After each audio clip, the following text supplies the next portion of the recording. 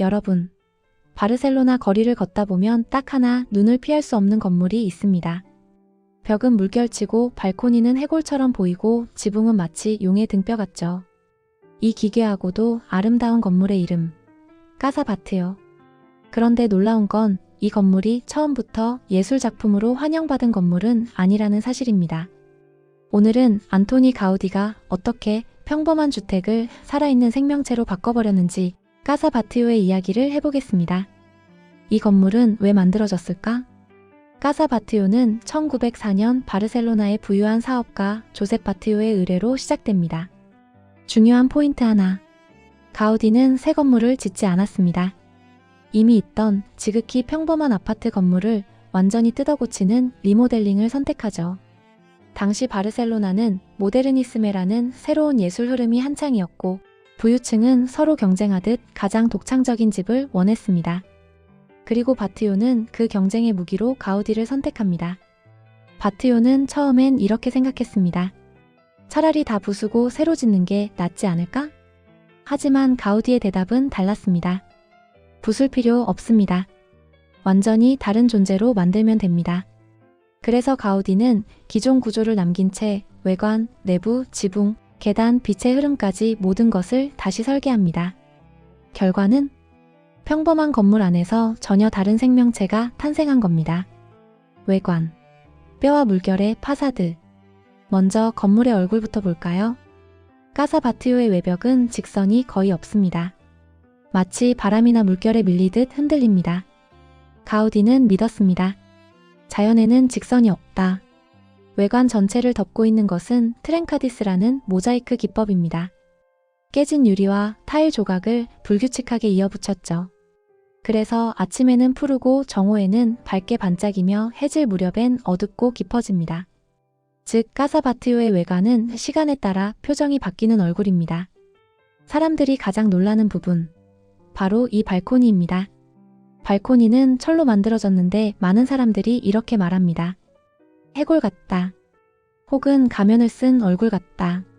그래서 이 건물에는 뼈의 집이라는 별명까지 붙었습니다. 하지만 가우디에게 이 건물은 괴물이 아니라 자연의 일부였습니다. 1층으로 시선을 내리면 기둥들이 보입니다.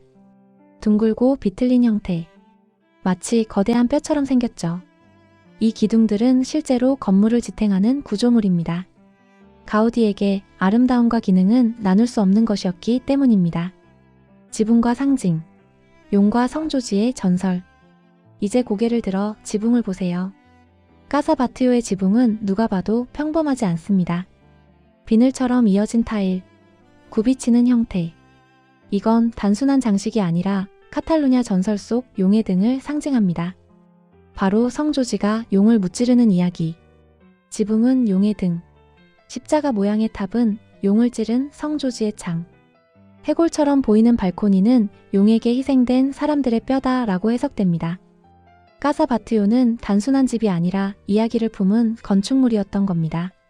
내부 공간, 빛과 공기의 설계.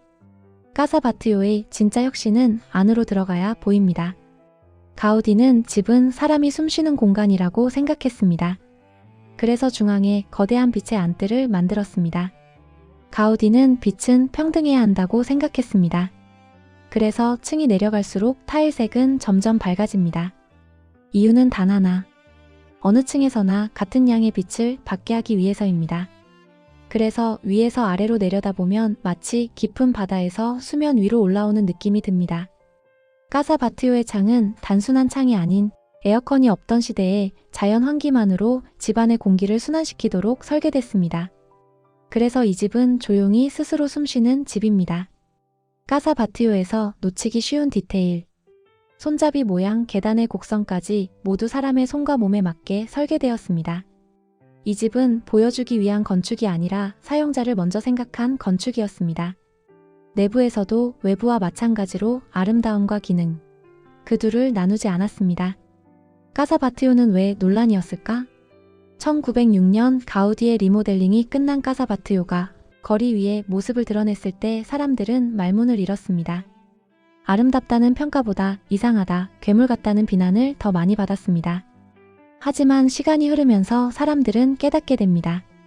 까사바티오는 못나서 욕을 먹은 게 아니라 너무 앞서가서 이해받지 못한 건물이었습니다. 살아있는 건축.